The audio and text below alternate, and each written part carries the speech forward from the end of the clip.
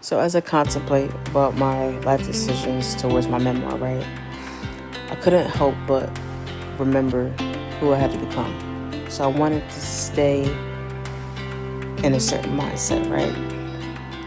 And what I wanted to talk about tonight, a version of yourself that you had to leave behind, not because you hated the person, but because growth was more important than about the change.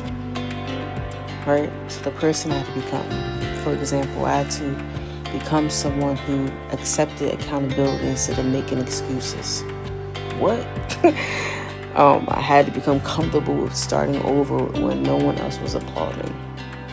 Also, I had to learn patience because rebuilding takes longer than breaking things, right? I also had to I had to choose discipline over temporary comfort, right? And then I had to forgive myself without forgetting the lesson. I also had to stop seeking validation from people who only knew my past, you know what I mean? And then I had to believe that my future deserved more than my mistakes. So, my memoir isn't just about what I've been through. It's about the person I'm choosing to become on a daily basis, every single day.